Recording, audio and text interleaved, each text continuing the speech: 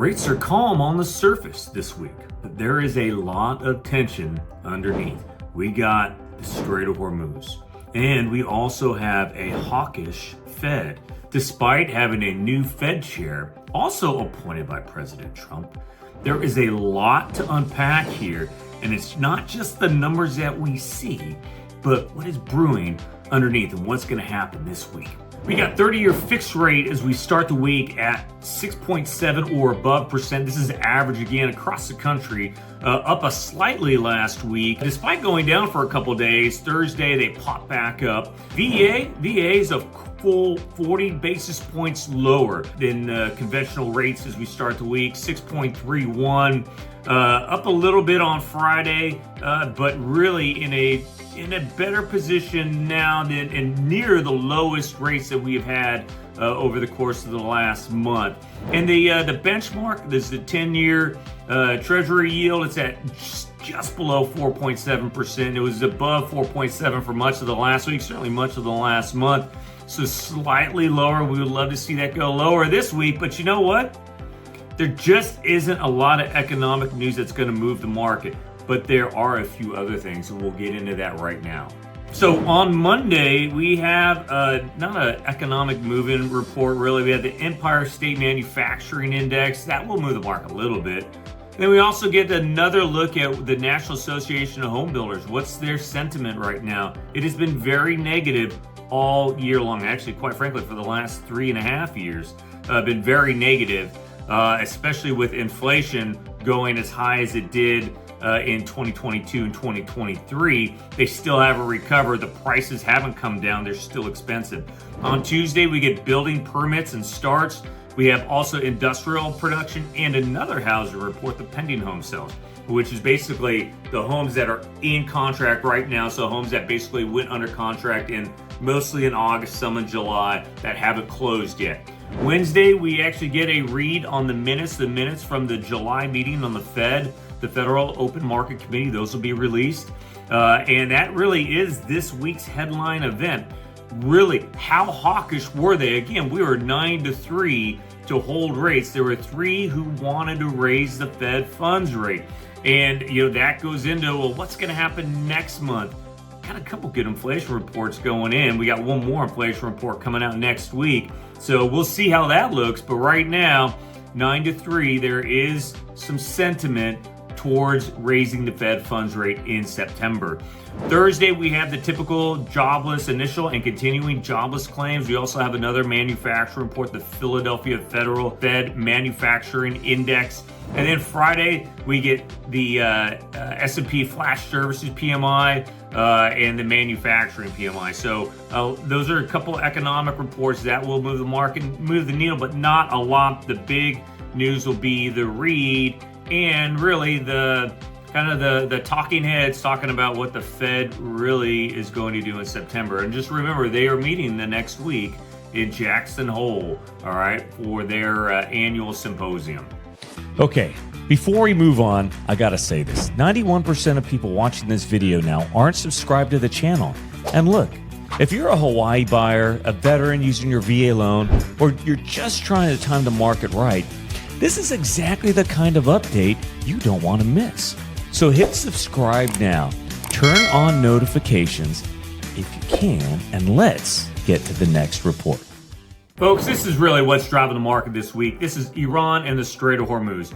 President Trump this weekend has said that he is going to basically annex the Strait of Hormuz. It's going to be under the U.S. control. I don't see that happening, but you know what? Crazier things have happened. And I tell you what, President Trump and Secretary of Treasury Bessent are hard on the trail to making Iran fall from within by imposing economic sanctions, the likes to which the world has never seen. At least that's what they're saying. Remains to be seen, but this is going to be a pivotal week for Iran, whose defenses and offenses are definitely being impacted by the economic embargo.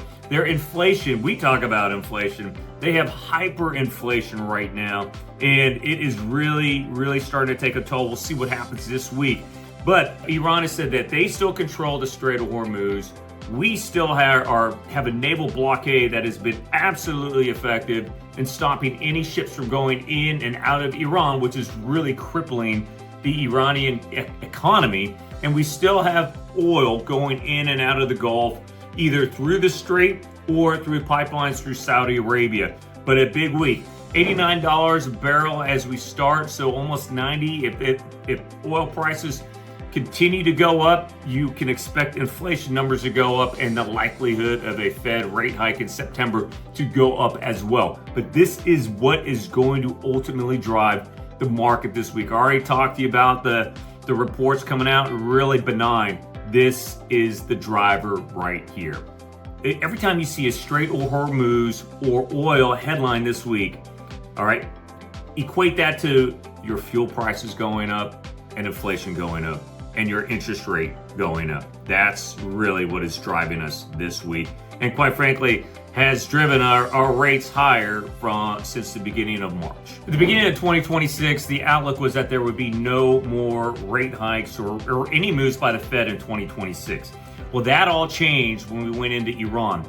And there was a huge talk and huge optimism from really much of the country that Fed Chair Warsh, the new Fed chair, when he took over in May, was going to bring down the Fed funds rate.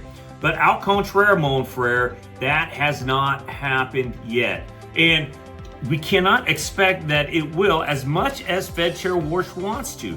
He is not going to lower the Fed funds rate while inflation is high. That would not be very good for our country. So he is holding the line.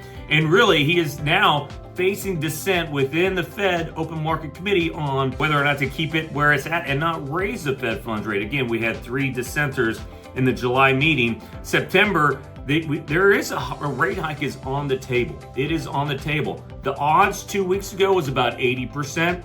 It has since dropped to 35%, basically based on a couple good inflation reports that came out, especially last week's CPI and PPI reports.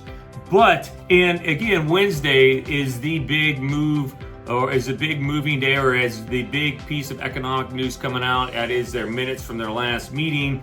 And, you know, I've talked to many buyers, many people who are looking to refinance, and they're like, oh, wait until Fed Chair Warsh takes over. He's going to lower the Fed funds rate and mortgage rates are going to come down. It hasn't happened yet, and there's no guarantee that it will. I personally am not waiting for Fed Chair Warsh when it comes to locking my clients in.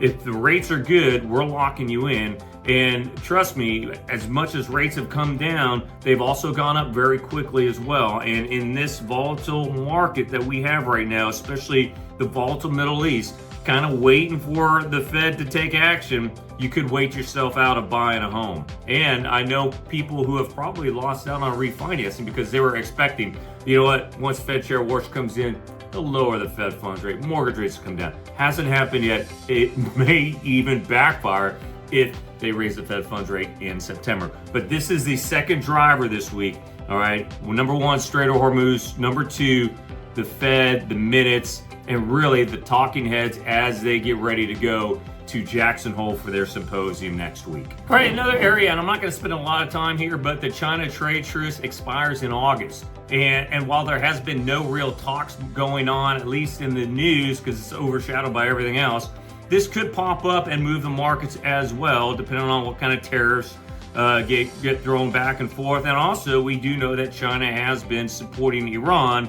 That may go into some of the discussions that the U.S. and China have on their ongoing trade talks. So really not moving rates today, but there is a chance that it will rear its head this week or next week as we end the month. So just another thing to keep an eye on out there. So what does this all mean? Well, you know what? I talk about this cost of waiting in really every one of the webinars that I do, talking about first-time home buyers and VA home buyers. The cost of waiting, all right, right now, inventory is as high as it's been in Oʻahu in 10 years. And with so much inventory, especially in the condo and townhome realm, especially on the leeward side, buyers are having an opportunity right now to get credits from sellers to get their rates down into the mid, even low fives. once rates actually do come down, when they do come down, those credits are going to go away. Why? Because you'll have so many more buyers coming into the market. And oh yeah, right now, sellers are giving enough credits to cover your closing costs. So you can actually move into a house right now, get a lower rate, and not pay anything out of pocket at closing. That to me is a great deal. And then guess what? If rates go down later, you refinance. I've refinanced every home I've ever owned, except the one I bought a couple of years ago. And now trust me, I'm chomping at the bit to refinance that one right now. So, you know, again, there is a definite cost to waiting in today's market. And you know what?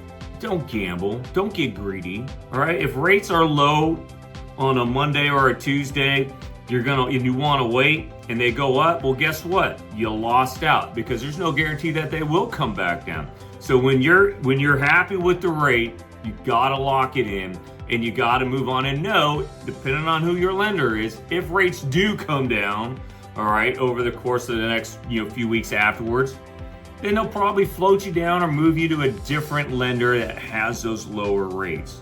So really, who you work with matters. But no matter who you're working with, don't be greedy. And then, the other topics, and I'll talk about them this week, is, all the different housing reports that are coming out from the National Association of Home Builders, which is new homes, to the pending home sales, which shows kind of, hey, where's the market going? This should be the hottest part of the year for the market. We'll see. Existing home sales last week was actually a stinker. It wasn't very good. But we'll see, will that roll into the pending home sales report that comes out on Tuesday? We'll see.